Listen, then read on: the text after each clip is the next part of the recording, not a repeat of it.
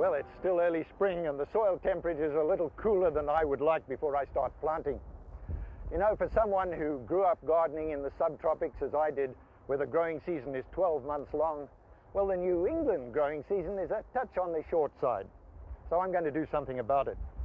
I'm going to warm this soil up far more rapidly than it would normally do. And I'm going to accomplish that by using some clear plastic and a few bricks. Now, you might wonder why I'm being so concerned about soil temperatures. Well, quite simply, crops like peas and onions can go in very early in the season. They can start growing at 35 degrees. That's well known. What's generally not well known is the fact that they grow at their best when the soil temperature is as high as 75 degrees. So I'm going to warm this soil up to get it into the region where peas and onions and the early crops will really grow fast. Because it's been found that if crops get off to a fast start, instead of fighting the cold, they do so much better in the long run.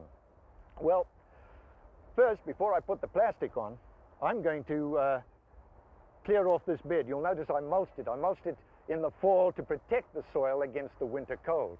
Well, it protected it because it is an insulator. The last thing I want now is an insulator between the sun's rays and the soil. So first thing I'm going to do is take the rake and clean away the mulch. Once the soil has warmed up and daytime temperatures stay consistently above 70 degrees, I'll spread the organic mulch back over the bed again and maybe add even more. By midsummer, I'll need it to keep the soil from overheating. At the same time, the earthworms will steadily turn it into valuable food for the plants. Since the aim is to warm up the soil as quickly as possible, I use clear plastic, the type you can buy in rolls from any hardware store. It works best when draped like a tent over the entire raised bed. But it would be almost as effective if I simply laid it flat on top of the soil, which is how you would do it if you gardened without raised beds. Finally, be sure to anchor the plastic well with bricks, rocks, or in some other way, so that a brisk spring wind doesn't pick it up and drop it somewhere else in the neighborhood. Well, as I said, I grew up gardening in the subtropics, and this is the best way I know to bring some of the tropics to my northern garden soil. And you can too. Trials at the University of Wisconsin show that clear plastic raises soil temperatures to 20 degrees above surrounding soils. That can boost plant growth considerably during the cool days of early spring. Remember, for frost-tolerant plants, warm roots are far more important than warm leaves. In their enthusiasm to get out and garden each spring, many gardeners make a common mistake. They start to dig in the soil while it is still too wet. Well, that can quickly destroy soil structure, so you don't want to do that. Well, how do you know when your soil is dry enough to start digging? Well, there's a simple test, and all you need is grab a handful like this and squeeze it. The first thing you want to see is there any free water running through your fingernails? Well, in this instance, I can feel moisture there, but no, it isn't running through. Then when I open it up, yes, it's nice and moist in that it's staying in a sort of molded shape. But now the critical test is, will it shatter when I flick it with my finger? And so we'll try. Yes, it does. It does very easily. Well, there you are. The soil passed the test perfectly. Now I know I can go ahead and dig in this without any danger of destroying the structure. Well, it's a simple test, took maybe 10 seconds, so it's worth spending the time.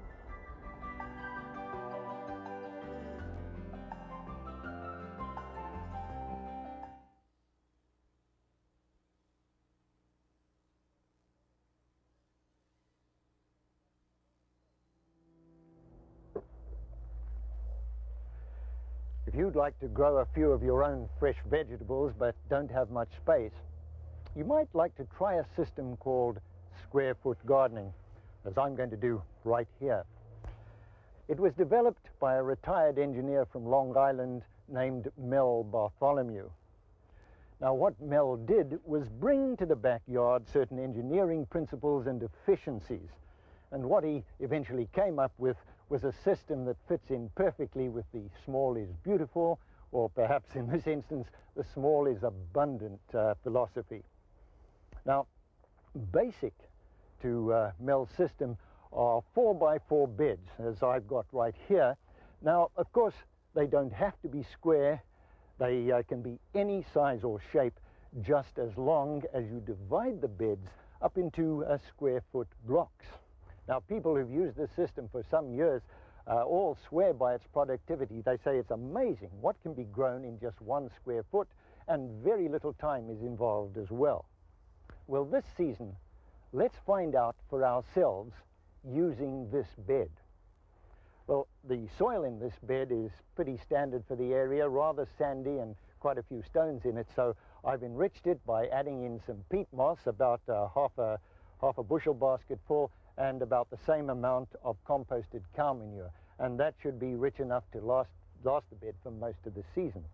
So now all that's left is to go ahead and plant, and I'm going to start with these seedlings. I'll have lettuce, cabbage, beets, and I'll put in some onion sets as well.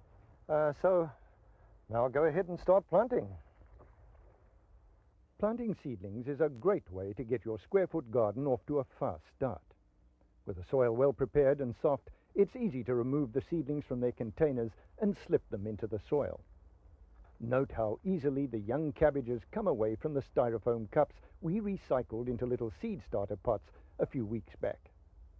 I'm also pleased with the healthy look of the roots, so I'll definitely continue to recycle the cups in this way. In this bed, 2 early Jersey Wakefield cabbage seedlings will go into separate square foot segments. Head lettuce would also take up a full square foot, but these loose leaf lettuce can be planted as densely as 4 to a section. 4 medium to large sized beets can be harvested from a square foot, or if you want small beets, as many as 16 will fit. For bulb onions, plant 9 sets to a square, then plant other sets in between for a quick harvest of green onions. Finally, as with all new plantings, water well.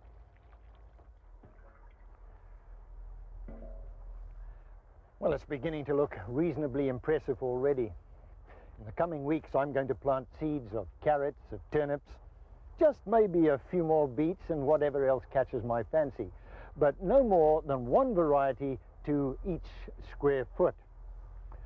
And during the growing season, we're going to keep detailed records of everything that's harvested from this bed, because we want to find out just how productive it will be. As you can see, if you don't have too much room, this system may just be the way that you can get into kitchen gardening.